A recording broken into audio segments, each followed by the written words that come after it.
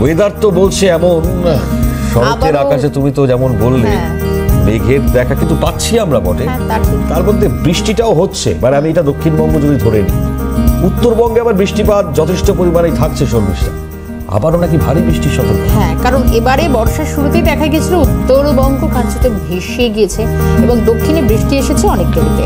এবার দক্ষিণের বর্ষাভাগ্য আপাতভাবে যে ঘাটতি ছিল সেটাও অনেকটা মিটে গিয়েছে, কিন্তু উত্তরবঙ্গে বলছে যে 4 জেলায় আবারও ভারী বৃষ্টি হতে পারে। পুরো আপডেটটাই নেব, আমাদের সঙ্গে আমাদের প্রতিনিধি সৌভিক রয়েছেন। সৌভিকের কাছে যাব।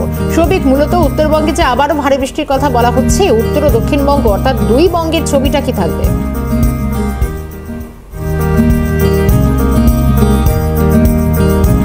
একদমই, দেখো, আলিপুর আবহাওয়া দপ্তরের পক্ষ থেকে কিন্তু স্পষ্টত জানিয়ে দেওয়া হয়েছে এবং পূর্বাভাসও দিয়ে দেওয়া হয়েছে যে উত্তরবঙ্গে ফের ভারী থেকে অতি ভারী বৃষ্টিপাতের সম্ভাবনা আবারও কিন্তু দেখা যেতে পারে এবং তার পাশাপাশি দার্জিলিং, কালিম্পং সহ আরও বিভিন্ন যে জেলাগুলি রয়েছে সেই জায়গাগুলিতে কিন্তু আবারও বৃষ্টিপাত দেখা যেতে পারে এবং সেটা কিন্তু ভারী থেকে অতি ভারী মাত্রায় দেখা যেতে পারে এবং বঙ্গোপসাগরে কিন্তু আবার একটা নিম্নচাপ সৃষ্টি হবে আগামীকাল থেকেই, এমনটাও কিন্তু জানিয়ে দেওয়া হয়েছে। তবে 5 তারিখে কিন্তু এই নিম্নচাপ কিন্তু কার্যকরী হবে এমনটাও জানিয়ে দিয়েছে আলিপুর আবহাওয়া দপ্তর এবং তার পাশাপাশি দক্ষিণবঙ্গের ক্ষেত্রে আপাতভাবে বৃষ্টিপাতের আর কোনো সম্ভাবনা নেই এমনটা কিন্তু স্পষ্টত তারা জানিয়ে দিয়েছে এবং সেই মতোই কিন্তু দক্ষিণবঙ্গের কলকাতা শহরে আজকে সর্বনিম্ন তাপমাত্রা 27 ডিগ্রি সেলসিয়াস ছিল এবং এই তাপমাত্রা বেড়ে 33 ডিগ্রি সেলসিয়াস পর্যন্ত যেতে পারে এমনটা কিন্তু জানিয়ে দেওয়া হয়েছে। তবে আগামীকাল থেকে এই তাপমাত্রার পারও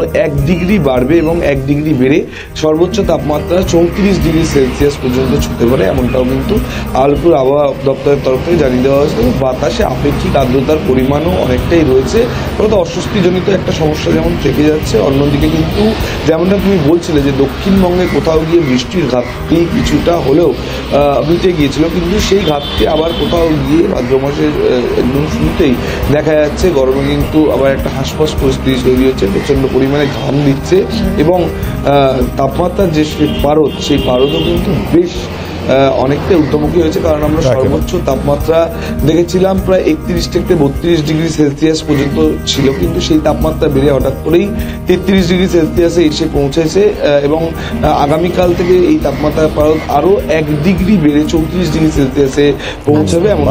অস্বস্তি বজায় থাকছে, এটাই হচ্ছে অবস্থা দক্ষিণবঙ্গে আপাতত, যদিও ক্ষণিকের বৃষ্টিপাত যদিও জায়গায় হচ্ছে।